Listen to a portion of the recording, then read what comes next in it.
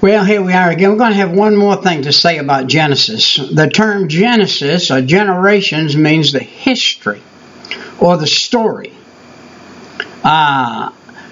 It never tells how things or persons come into being. It tells what happened after each thing and such persons appeared on the scene. Note especially 37 and 2. Let's look at Genesis chapter 37 and verse 2 for a second here and see. Whenever we come across something that somebody said that triggers us to want to know what that is, we must look it up. And so here we are in 32 and verse 7. And the Lord said unto Moses, Go get thee down, for thy people, which thou broughtest out of the land of Egypt, have corrupted themselves. So Moses had brought the Israelite children out of bondage, and now, again, they have corrupted themselves. That old seed from that apple had took root, and it had made other apples. And the other apples, the devil brings them forth in different periods of time. And he wants to keep against God. The devil is against God all the way, all the time. That yin and yang that you see, good and evil, I don't know, is it Japan or China? I think it's China. The yin and yang, good and evil, the black and the white, they're in the same circle. They're right there with each other, and they're not supposed to mix. Gray does not pass. You can't have gray. Gray does not pass. You have to have either one or the other. So let's look at the chapters and what they contain in the book of Genesis. And we had the 6-day creation, chapter 1. Chapter 2, we had the Sabbath, the Garden of Eden, and the creation of woman. Chapter 3 was the temptation and fall of man. Who fell first? Why, of course, the woman did. But she tempted the man to fall, and he fell. And men have still been falling now for bad advice from women sometimes. Women have good advice sometimes. I had a woman that had the best advice for me all through my life. She only wanted the best for me. And so, therefore, she was a good woman. And there are good women out here too, amongst the bad women. Cain and Abel, chapter 4. And their genealogy came through Seth, gave us a righteous genealogy. Now, Seth's genealogy and descendants, chapter 5. Chapter 6 is called the Antediluvian civilization. Those were the ones that were living before and then the preparation of the ark.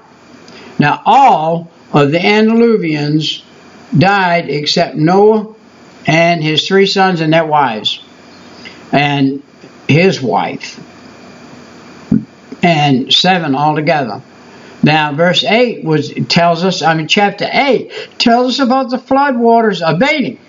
That means the whole story has come to fruition. And then they exited from the ark. What was the first thing that happened when they exited from the ark? After the rise of the water, let's see. Let's get back up here. Seth's genealogy, descendants, the Antediluvian civilization, and the ark entered the waters and the rise. That was in chapter 7. Now, chapter 8, with the flood waters, exited from the ark. And with the minute they exited from the ark, what did Noah do? He sacrificed to God. He built an altar. First thing he did was build an altar. And he had carried 7 animals of each. What was the 7th animal for? It was for the sacrifice to God. So when he got out of the ark, he sacrificed an animal. And they ate that animal, I'm sure. They didn't throw it away, or they didn't burn it completely up. God had a way of making a way for man to eat. And before he eat, you and I say grace. The grace that they said was they killed the animal and put it on the fire. And they sacrificed it to God and then they were allowed to eat the meat from that animal. And then we see Ham, the sin of Ham. Now, Eve, the devil put an apple in front of Eve. Noah went to sleep out there, and he's laying there asleep, and there's an apple comes from him that was another apple, and Seth, let's go back here and make sure that we're right. Ham, Seth is the good line, Ham is the evil line, and Ham partook of that apple, and God said there was a great curse put on him. And Noah's descendants, verse 10, is Noah's descendant in the table of nations. And then verse 11 is the Tower of Babel and the ancestry of Abraham. Now you remember the Tower of Babel is a picture of another apple. The devil coming along and saying, we're going to build this tower up to heaven. We're going to be equal with God. We're going to get up there equal with God. They knew there was a God in heaven. All these heathens knew there was a God in heaven, but they weren't going to follow him, but they were going to build a tower where they could be up there equal with him. God said, no way, Jose. So chapter 12 was Abraham's call and the entry into Canaan and the lapse into Egypt, because they did not obey God. He said, I'm going to send you into Canaan. That would have been a couple of days' journey. They would have walked right in. God would have done it. But see, they didn't wait on God. They said, no, we can't do it. No, they couldn't do it. And didn't do it. Because we can't do anything unless we allow God to do it first. God has to go through us and make it work. It's God that does it. Separation of Abraham from Lot. Let me tell you something. I'm sitting here right now, a man with an 8th grade education, was an alcoholic, was given no hope, heathen of heathens in the land, the city that I lived in, the town I lived in. I had the name of being the biggest heathen in the town. If you wanted to find a heathen, you go find Brother Peter. Oh no, he wasn't Brother Peter then. He was Peter the devil. You go find him. You want something done, you just go find Peter and tell him about it. And so he'd take care of it. And so, but God saved me out of that. Now we see Lot rescued, and then we see the blessing of Melchizedek. Now, there are some things in the Bible that we call theophanies. That is Jesus himself, the Son of God, appearing to a man before he came as a born of his mother, of a virgin, in Bethlehem. And Melchizedek was the high priest of God. Well, nobody could be the high priest of God but Jesus Christ. And so he came in there. And in verse 15, he gave Abraham a covenant. That means God's oath. A covenant was God's oath. And he gave a covenant, God's oath. And then we see the birth of Ishmael. And we see Ishmael was not going to be that child that was going to fall. So verse 17 is Eli Shaddai. That Abram became Abraham. He went from El to Shaddai. This is the circumcision of the world. Abram lived in the world just like Peter Hutchins did. And he was a wise, worldly person. God said, I don't want that wisdom, Abram. I want you to have my wisdom.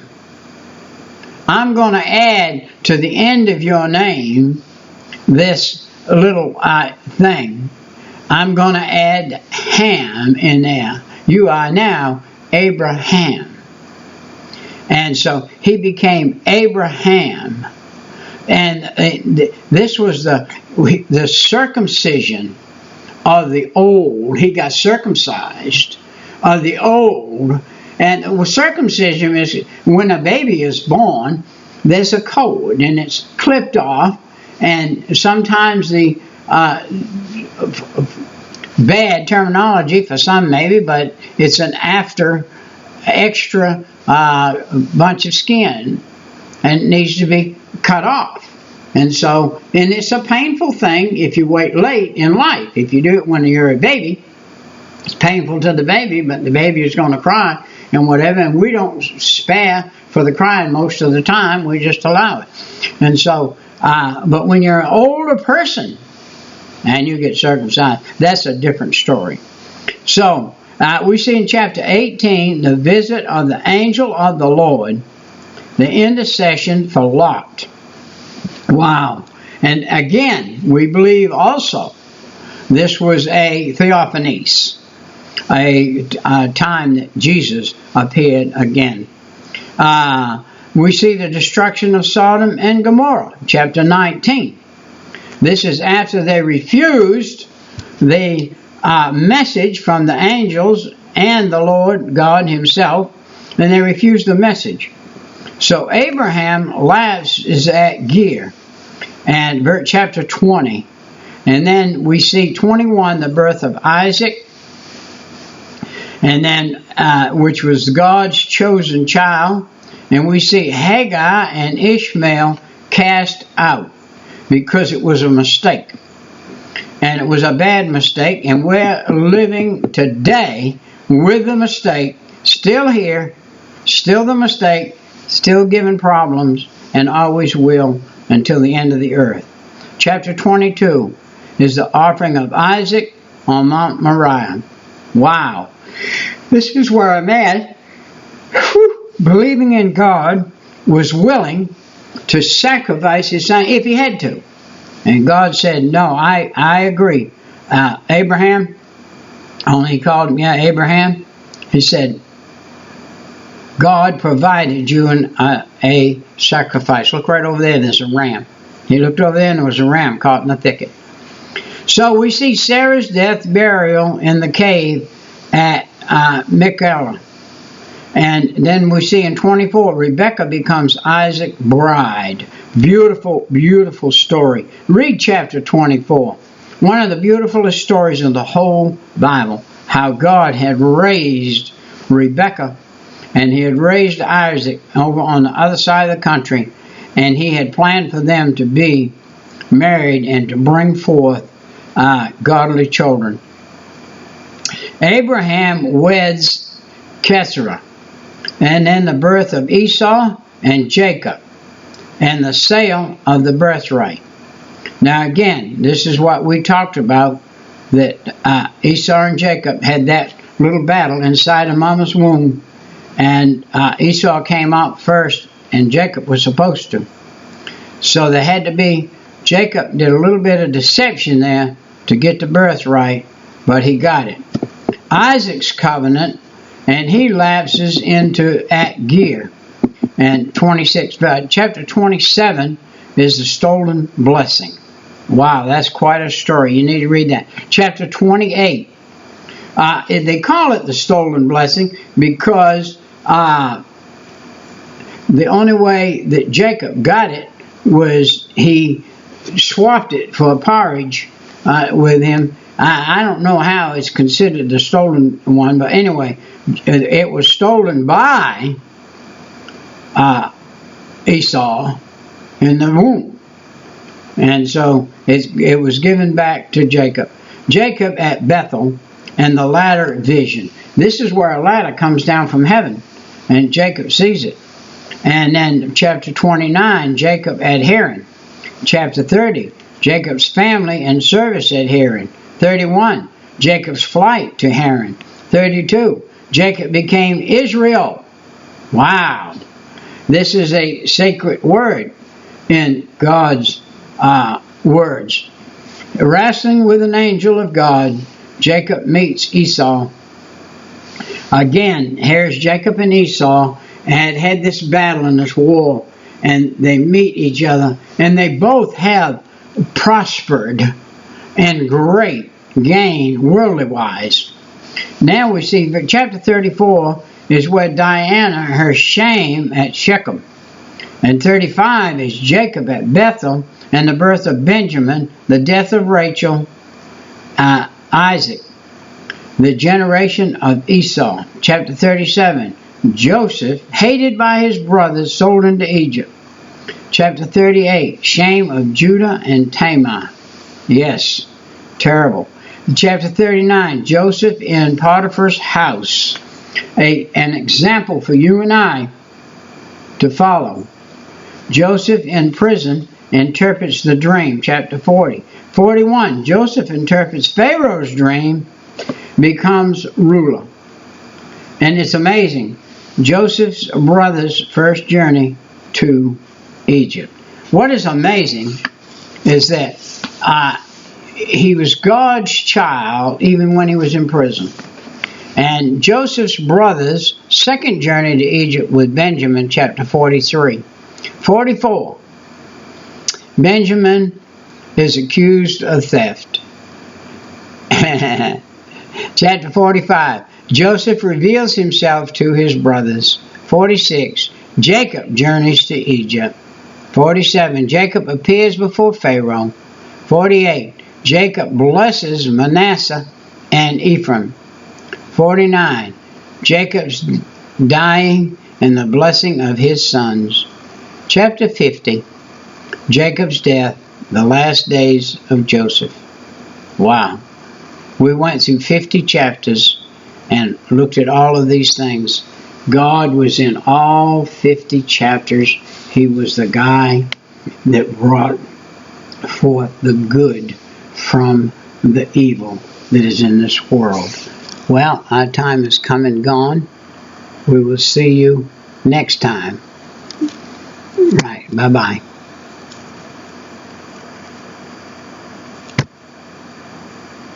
My fingers are shaking.